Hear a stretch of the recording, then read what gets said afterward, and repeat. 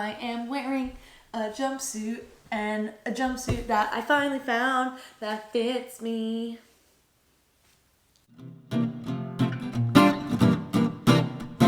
Hello everyone and welcome back for another Tier List Friday video. It's Elizabeth. I asked people on Instagram some tier lists that they want to see me do. I had this great suggestion. I'm really excited to do this one where I'm ranking reboots, remakes of some sort. There are a lot of reboots in this world. So I just did some that are fairly recent and ones that are currently in the works. There are a lot more. If you would like to see a part 2 of this video, let me know. Thank you to this person who gave me the suggestion. I really appreciate it. Then we have a sequel winner, allowed to reboot. Basic, could do without. Don't touch. I don't know why it said don't touch the go. I want to jump in straight away and talk about How I Met Your Father because a few weeks ago, I talked about How I Met Your Father. I'm the biggest How I Met Your Mother fan, but How I Met Your Father, I was really worried about. I didn't think it was going to do well. First 2 episodes were not great. And with each episode, now that all of season 1 is out, I was just so undone. It just became more and more like How I Met Your Mother. I loved it.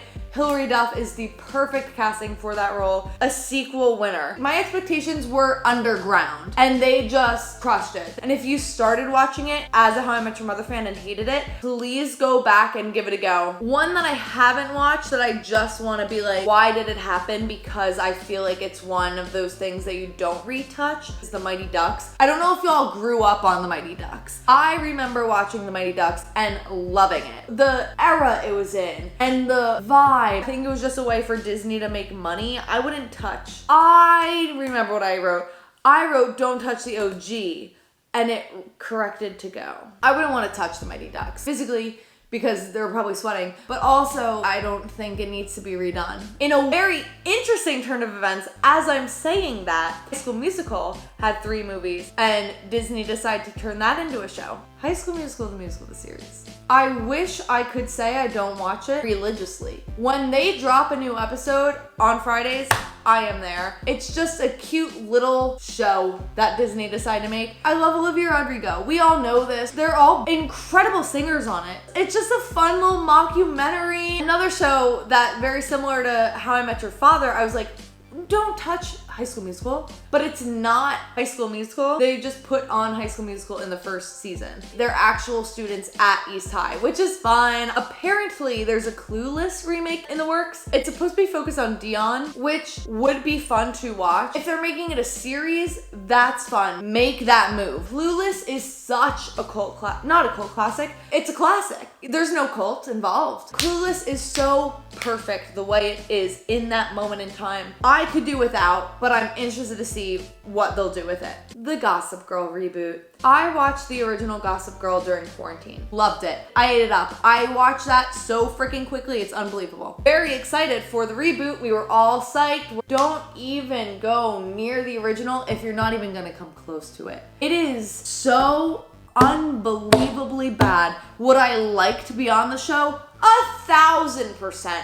I would kill to be on that show. It is poorly executed. The writing is trash. If you want to like get into the writing of original Gossip Girl, do that. They're like trying to make them all woke and not as bad as the original. Just let us have the original trashy Gossip Girl. A lot of secondhand embarrassment and a lot of cringe. The worst part of the reboot is that we find out who Gossip Girl is in the first episode. And what are you doing for us there? The whole point of Gossip Girl is for us to not know throughout the series until the last minute who Gossip Girl is. Okay, so I've never watched Sex and the City. I've also never watched And Just Like That. I have watched vicariously through Riley and Just Like That, as well as Twitter, because the amount of discourse about Che Diaz. I miss the world where Che Diaz was talked about every week when a new episode of And Just Like That would come out. Solely because Che Diaz is now a character in life. I have to at least give it basic. What's special about this one that I don't think is part of any of the other ones I've mentioned so far is that it's like the actual Sex and the City cast and then it's just their characters older now. Oh, we have Saved by the Bell, which is on Peacock, which is fun to have Mario Lopez in there. I also feel similarly with Clueless. I just feel like it was that moment in time. I don't know if it needed a reboot. I'm not hating on it, but I don't love it. I haven't like watched the whole season. I grew up on Rugrats. I grew up on the Rugrats movie. I grew up on Rugrats in Paris. I grew up on All Grown Up. Rugrats is like one of my all-time favorite animated shows. This is not Tommy. Don't touch the OG. And if you do touch the OG, and I think they did this with like a SpongeBob reboot as well on Paramount. Who is this? Who is that? Do not do him that dirty. There's another Walking Dead reboot, twist, remake. I mean, just don't touch. Or could do without. You have Walking Dead, and now you have Fear the Walking Dead. Keep those. Don't have a spin-off of a spin-off of a spin-off, which is like quite literally what they're doing. We have Law and Order reboot, which is apparently in the works. Number one, I thought Law and Order has been on. I'm confused. There's like 7 Law and Orders. I could do without. Or maybe it's Law and Order, that's it. Not Law and Order SVU, Law and Order Special Victims Unit. Wait, that's SVU. I feel like there's more of them. We have iCarly and Bel-Air. iCarly, similar to, and just like that, same characters, but now they're older. iCarly was just such a specific writing, specific humor. I've watched a couple episodes of iCarly now. I guess it's fun. The audience grew up the same time that the characters grew up, so it kind of matches now. It's allowed to reboot, honestly. It's just a fun little guy. Maybe I'll give it basic. Bel-Air, the last one I wanted to talk about, allowed to reboot. What I think is so brilliant about the Bel-Air reboot is that the Fresh Prince of Bel-Air is phenomenal. You cannot touch the Fresh Prince of Bel-Air. What's amazing with what they did with Bel-Air was that they said, no, it's not gonna be a comedy.